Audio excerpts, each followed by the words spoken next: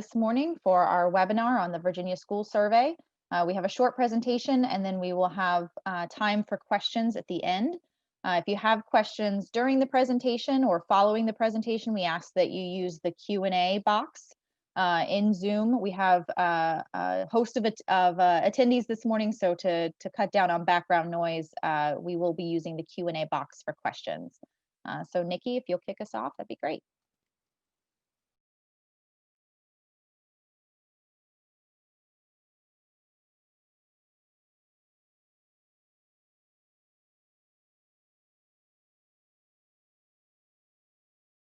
Thank you for joining us for a webinar on the 2021 administration of the Virginia School Survey of Climate and Working Conditions.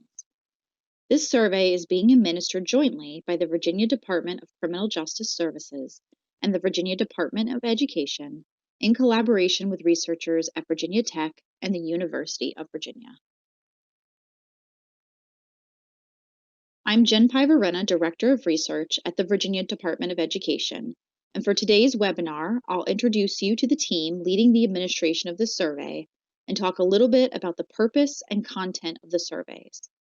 I'll turn it over to my colleagues to talk about the data and reports that will be available to schools and divisions following survey administration.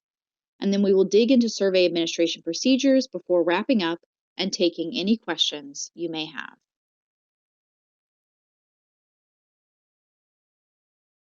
Here is the leadership team for the survey administration. As I mentioned on the opening slide, this year, for the first time, we are consolidating school survey requirements between the Virginia Department of Criminal Justice Services and the Virginia Department of Education, and moving forward with the administration of one single survey on climate and working conditions for students and teachers. Dr. Nikki Wilcox, School Safety Audit and Climate Coordinator, is leading this effort for the Department of Criminal Justice Services. I'm Jen Pivarena, leading the effort for the Virginia Department of Education. We are also partnering with Dr. Gerard Lawson and Dr. David Canola from Virginia Tech and Dr. Luke Miller from the University of Virginia. Many of you have likely been a part of previous separate administrations of the Virginia Secondary School Climate Survey and the Virginia Working Conditions Survey. The Virginia Department of Criminal Justice Services administers a secondary school climate survey to students and teachers annually per the Code of Virginia, and the Virginia Department of Education separately has administered a working conditions survey for teachers and staff per state budget language. The Virginia School Survey integrates these two required survey efforts into a single administration, thereby reducing the burden on divisions, schools, teachers, staff, and students. It also recognizes that climate and working conditions are intertwined concepts for schools, and having a single source of comprehensive survey data on both of these concepts is likely to yield better information to inform next steps. This slide shows language from Section 22.1-279.8 of the Virginia Code on School Safety Audits, which requires Virginia public schools to compile information on safety conditions and student safety concerns, and from it make recommendations for structural and policy-related changes to enhance school safety.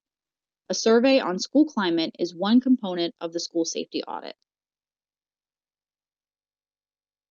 The 2020 Appropriation Act requires the Virginia Department of Education to administer a survey on school-level teaching conditions to each individual holding a license from the department in each public elementary and secondary school in the Commonwealth. It also asks us to evaluate the relationship between teaching conditions, teacher retention, and student achievement. This survey was administered separately from the School Climate Survey for the first time in 2019 and will be administered as one integrated survey for teachers and other interested staff for 2021. The combined survey focuses on 4 specific concepts that research indicates are important for understanding climate and working conditions. For the teacher and learning environment component, the survey asks questions about teachers' ability to make decisions about instruction and educational issues at their school, and the available resources and supports to provide rigorous instruction. The safety component has questions about safety processes at schools and the prevalence of bullying and other acts of student aggression. For engagement in relationships, the survey has questions about students' attitudes towards the school, the quality of relationships among students, and how adults at the school interact with students. For school supports, there are questions about opportunities for growth, supports to new teachers, relationships with parents and guardians, the school's ability to effectively and equitably manage student behavior, and perceptions of school leadership. In just a moment, I'm going to turn the presentation over to my colleagues to describe how the information collected through the survey will be reported to schools and divisions. Before I do that, I want to address COVID-19. We know that the pandemic has created uncertainty and has changed how teachers and students would likely describe working conditions and school climate this year compared to last year. We expect this to be reflected in survey results. We've made edits to the survey this year to reflect as best we could shifts in instruction, and we do ask several questions about the impact of COVID-19. We also ask students to tell us how they've received instruction this year, either in person, remote, or both, and for teachers to tell us how they are delivering instruction, and for staff to tell us if they've returned to the school building this year for their jobs. I also want to emphasize that the surveys are electronic, and all survey requirements can be completed remotely, so students, teachers, and staff will be able to take the survey at home or at school, wherever they are receiving and delivering instruction. We continue to advocate for conducting this survey because we see the results as an important tool to monitor and inform rebuilding efforts moving forward. Once the administration window opens for your school or division, you will have access to regular feedback from us about the response rates among your participants. This information can be especially helpful to know when to provide reminders to individuals so that you can get the best possible response rate. Once the administration window closes, the division point of contact will have access to an item-level snapshot of the participation in your school. This participation snapshot will give you a breakdown of how students, teachers, and staff responded to individual items on their surveys, but does not provide any measures or deeper analysis at that point. The participation snapshots will be available within 2 weeks of the administration window closing. Here is an example excerpt of a participation snapshot for the Classroom Instructor Survey. You will see that it provides percentages for how each of the responses were distributed for each item on the survey.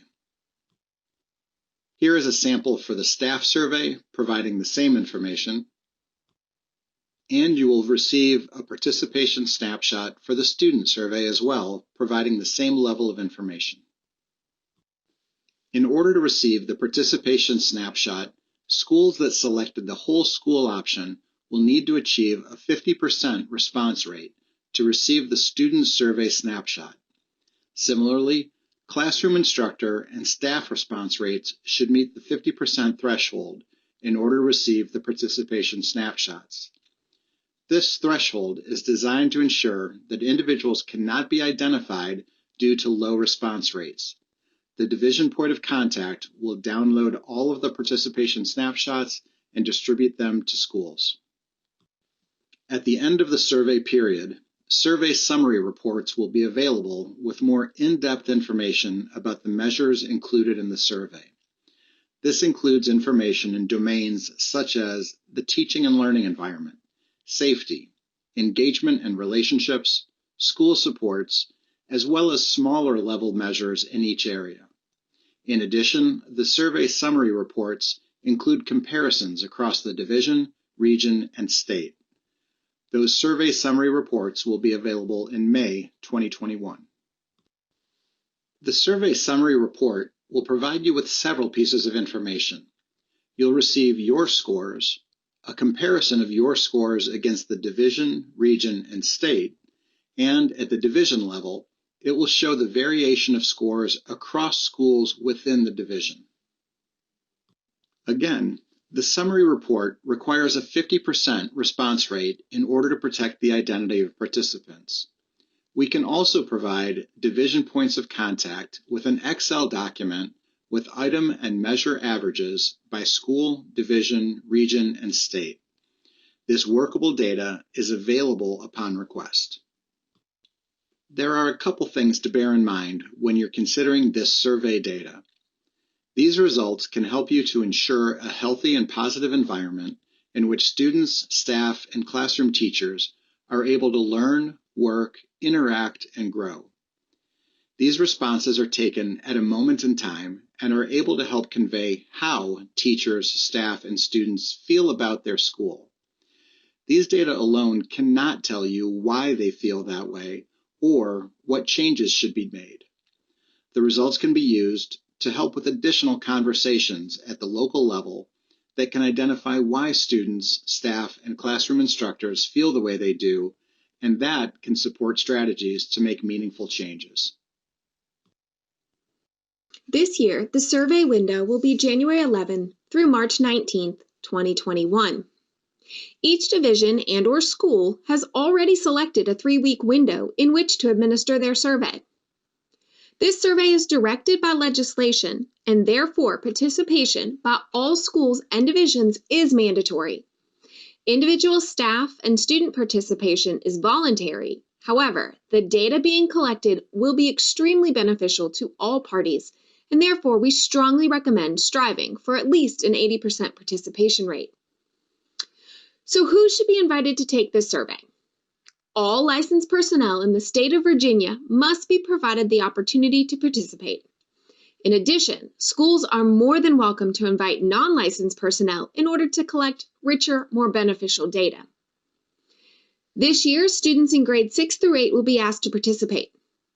6th grade students included in a typical elementary school, such as K through 6, will not participate, and 8th grade students housed in a high school, such as 8th through 12th grade, will participate next year with the high schoolers. Schools have chosen to either survey all students in these grade levels or to survey a random sampling of 25 per grade level. We will talk more about this in just a minute. In order to maintain anonymity, schools that utilize the random sampling method will not have access to their raw data. And we do have a Spanish version of this survey to assist your language learners in providing their opinions. To sum it up, only students in a typical middle school environment will be surveyed this year, unless otherwise determined by your division. Staff at all public schools in Virginia must be provided the opportunity to participate, regardless if they are at a primary or secondary school. The surveys are accessed online, and therefore even staff and students learning remotely can participate in the survey.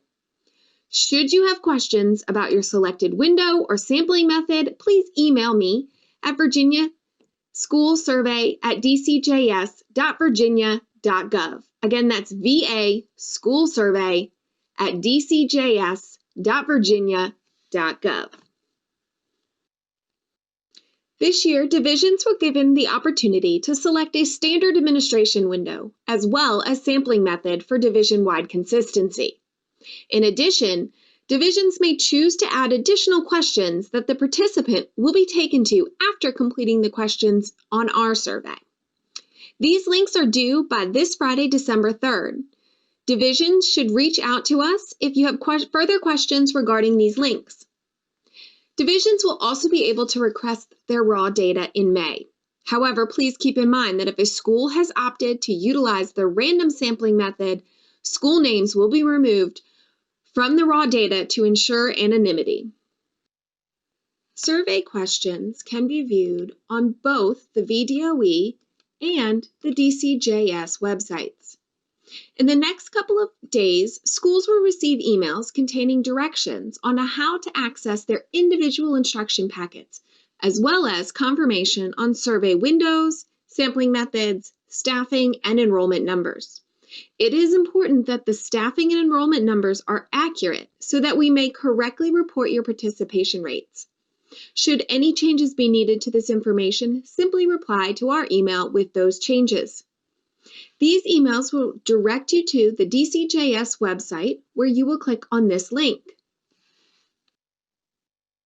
which will bring you to this page where you will be asked to enter this password, also given in the email, which will then take you to this screen,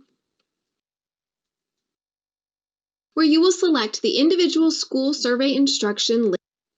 Follow the directions on this page by selecting your division for option 1 and your school name for option 2.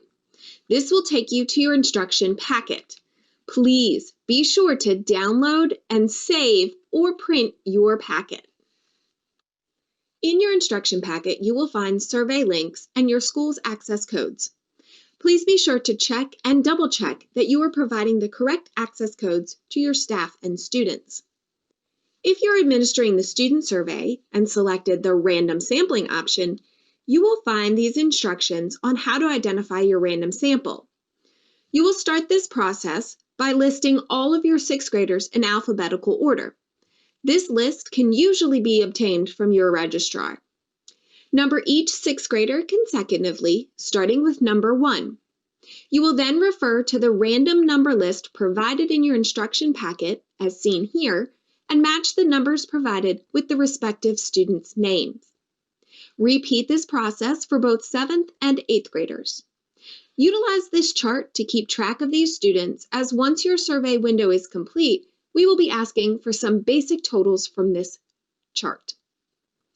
You are required to get at least 25 students per grade level to participate, so please be sure to identify more than just the minimum number so you have alternates. It is okay to have more than 25 participate, but not less.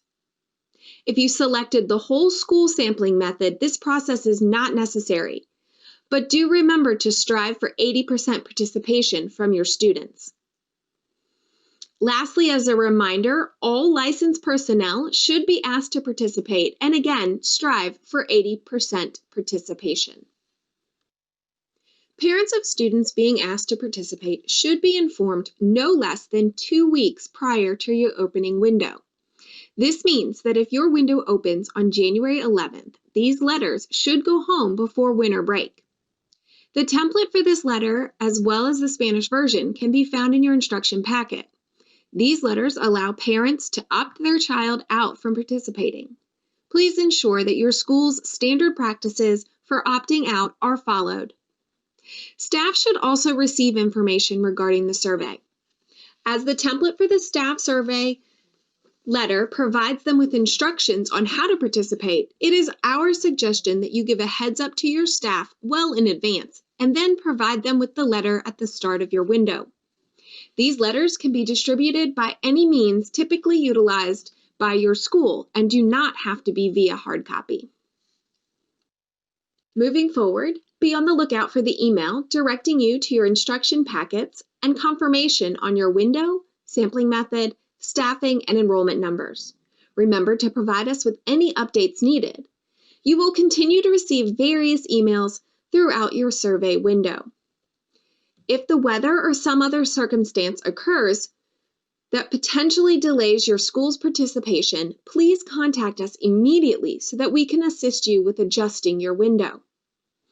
As a reminder, you will be provided real-time statuses on your participation rates. Remember to strive for at least 80%. And of course, please reach out to us if you have any questions or need assistance. We will now transition to a live question and answer session.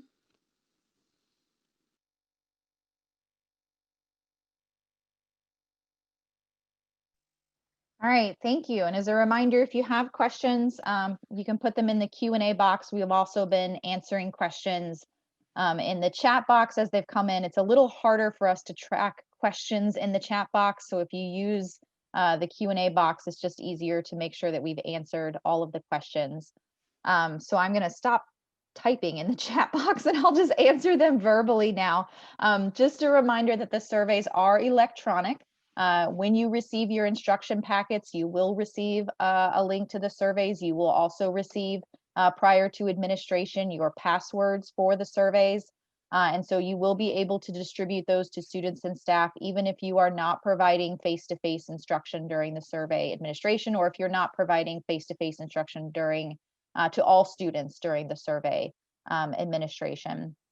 The letters to parents will come out with the instruction packets, which will be likely later this week or early next week.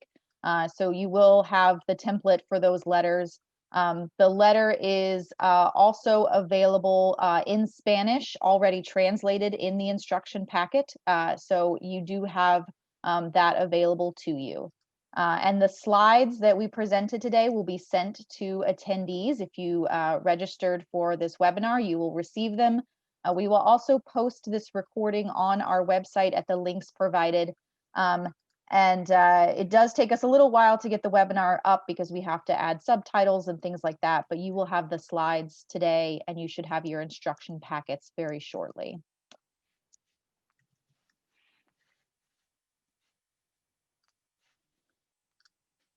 There was a question about how will schools know what their division 3-week window is. In your instruction packet, on the second page, I believe, where you have your passwords for the survey links, it will also provide your administration window, be that the one that your division chose for all schools in the division, or the one that your school point of contact chose for your individual school. Additionally, you can always reach out to me and I can confirm those dates and or your sampling method, and the email that will let you know that the instruction packets are live and to go get them will also have some of that information in it just for confirmation. The instruction packets will be posted electronically, so you will receive an email from me explaining how to receive your packets, and then you will follow those directions and pull your packets down from our website. And yes, Shelley, coordinators will receive a copy of everything that the schools are receiving.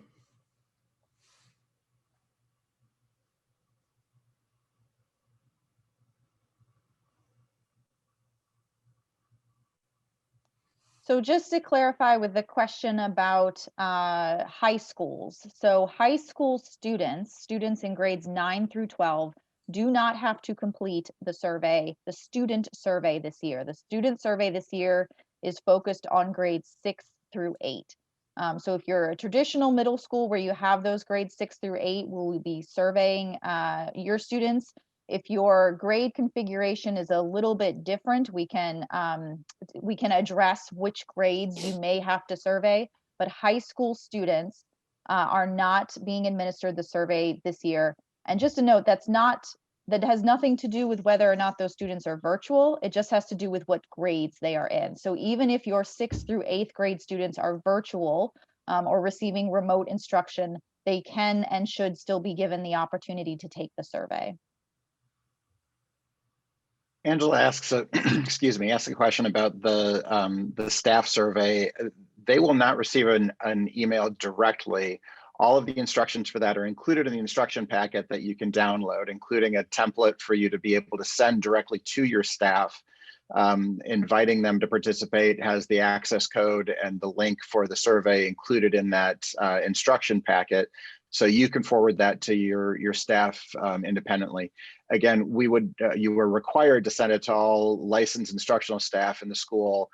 You can choose to expand that to everybody in the school, and we would encourage that so you get a number of different perspectives on the working conditions if it's the staff survey that you're taking part in. And divisions may be able to add additional questions at the end. And the way that would work is they would develop their questions in a electronic format, send us the link, and we would attach that to the end of that division school survey. So they would see our survey just like everyone else does. And then at the end, once they've finished answering all of our questions, they would automatically be taken to the divisions link. That is just strictly for divisions to choose to do that or not. And you can, of course, reach out to me with for more information. There was an email included, all the directions for that. And if you have questions about what students in your school are being surveyed, please reach out to me. Again, that's schoolsurvey@dcjs.virginia.gov, and I'll be happy to answer all of those questions. Because there are some schools with kind of differing grade levels, there are some kind of outliers, so I would prefer to answer that directly with you so that I don't confuse anybody else.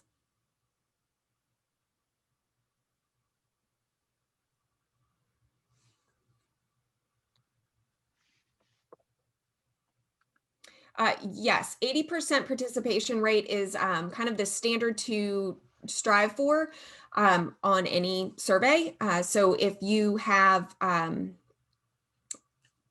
if you ask only licensed personnel, we would like 80% participation rate of licensed personnel. If you ask licensed and non-licensed, it would be an 80% total staff. Right, so there are actually 3 separate surveys. There's the student survey, there's the classroom instructor survey, and then there's the all other staff survey. So that 80% response rate is for those 3 surveys separately. The classroom instructors will obviously be the licensed teachers. If you have long-term subs who may or may not be licensed, they would take that survey, as well as teachers' aides. All of those individuals would be grouped together into the response rate for the classroom instructor survey, and ditto with the staff. And it's important to note that you will receive one link to the adult survey. And one of the first questions that we ask is what their role in your school is. From that point, they will be taken to either the instructor survey for your teachers and instructional aides, and then the staff survey for those that are not teachers or not instructors. It is important for you guys to know, and for your staff to know, that designation will be removed from any raw data. So if they are the only one of that type in their school, say they're the only test coordinator in there, that will not, schools and divisions will not be able to identify their responses based on that designation. So it is anonymous.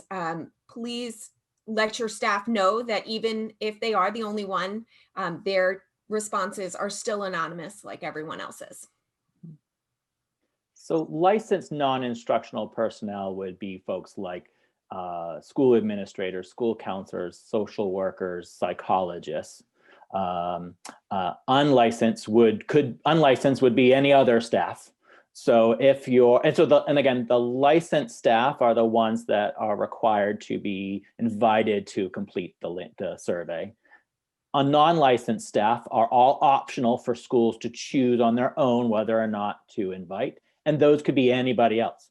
It could be cafeteria workers, it could be custodians, it could be anybody else who works in the school that the school would like to understand how they perceive their climate and working conditions, who just happen not to be in a position that requires a license from the state. So to be clear, administrators should be asked to complete this, and that includes the principals. I don't believe that in the past the principals have completed the climate portion of the survey, but we would like your opinions as well. And again, your data will be anonymous to the school as well as to the division.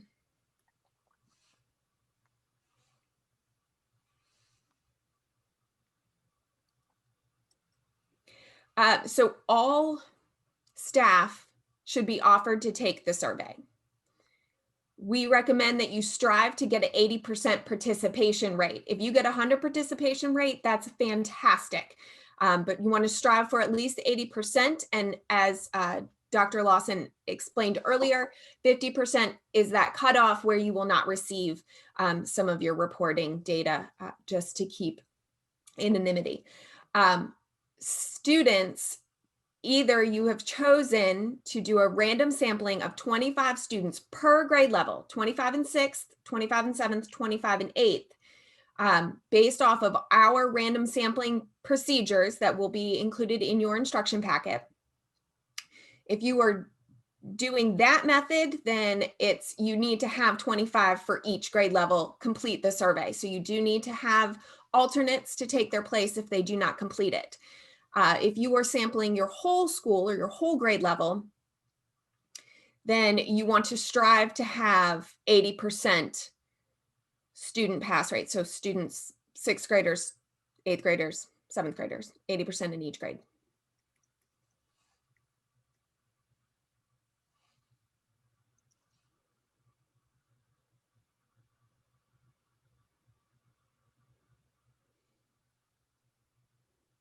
No 5th grade students will be asked to complete the survey. Again, if you have questions about your grade levels, please reach out to me and I will tell you specifically. There are 2 types of surveys for staff. So they will get one link, one password. They will go there. Once they determine that they are what their primary role in the school is, they will be taken to one of 2 surveys, either the instructional survey, and that would be for your teachers, your teachers' aides, anyone that is directly instructing students on a regular basis. And then the other survey is for your other licensed or non-licensed personnel, counselors, nurses, test coordinators, administrators, custodians, cafeteria workers, any of that. And yes, we would. There's a Go ahead. the question about bus drivers too. We would certainly welcome you to include them in the survey for the working conditions. I think the tricky part for that often is what they consider their home school, and that's what drives the in some ways the numbers, the 80% threshold or 50% threshold, those sorts of things. So if within your division there's a clear indication of which school the transportation folks are assigned to or are aligned with, then that makes that a little bit easier. Otherwise, reach out to us and we'll help you to figure out a way if that's important information for you to gather. That brings up another good point. We have a lot of itinerant staff in Virginia, so they are working at 2 different schools or perhaps 3 different schools. They should be provided the opportunity to complete the survey for each one of the schools that they are in. Obviously, we cannot make it mandatory that they do that, but they should have the opportunity to respond and give their opinions based on each of the schools that they are in.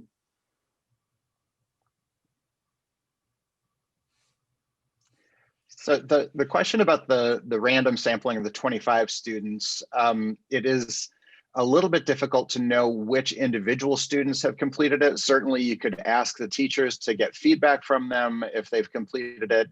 The surveys are still anonymous. I think probably the more effective way to go is to keep an eye on the dashboard that'll give you near real-time feedback about how many students in each level have completed the survey.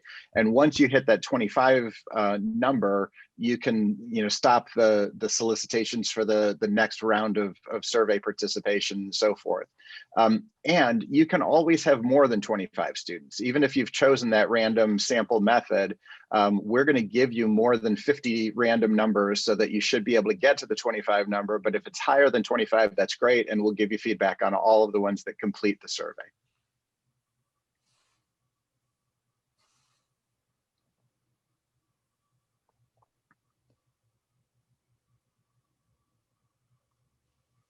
Administrators are licensed professionals, but they are considered staff. They will still take that one, they will go to that one link, the one staff survey link.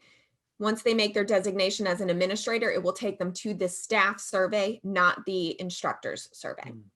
So there are copies, PDFs of the 3 surveys on both DCJS's and VDWE's website.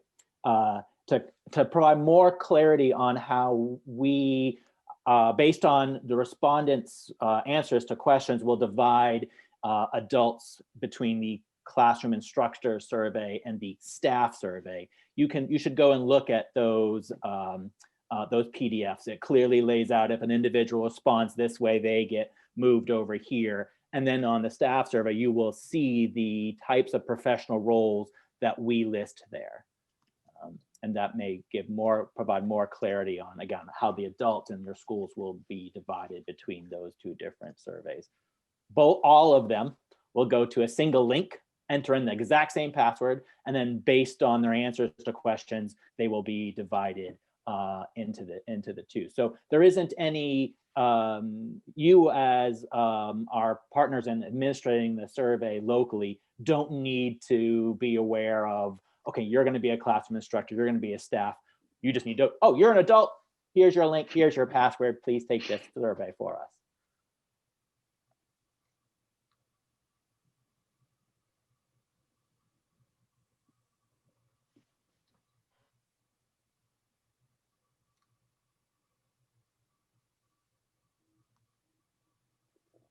We'll give an appropriate amount of pause here for any additional questions to come up in either the Q&A box or the chat box.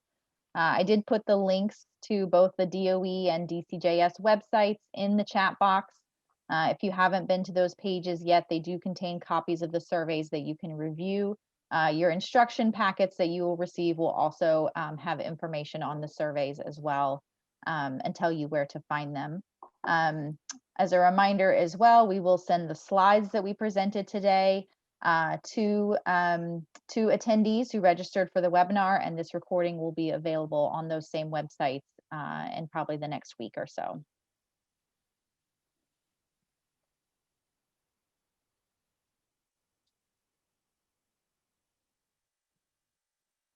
So I would assume, assuming that the reading teacher has a specialist license, right, or an endorsement in reading specialist, then that is the state considers that a staff endorsement, not a teacher endorsement. But again, how that individual answers those questions in our survey will direct that reading teacher to one of those two adult surveys.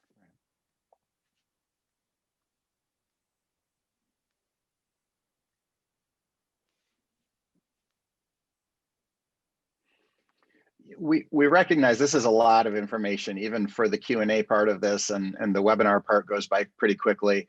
I think once you have the instruction packets, hopefully that'll make the process a little bit more clear, and we really do work hard to include in there all of the templates that you need to inform parents, to inform the staff who may be administering, teachers that may be administering the survey to their students. All of that is in there, is boilerplate templates for you to be able to distribute to the folks that need to have that. But again, if there's any questions along the way, if something doesn't make sense, once you have an opportunity to look over that material, please do reach out so we can help support you in the way that you need.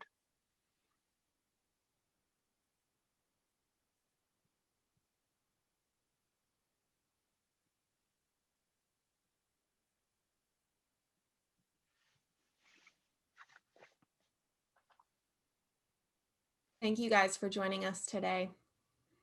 Thank you.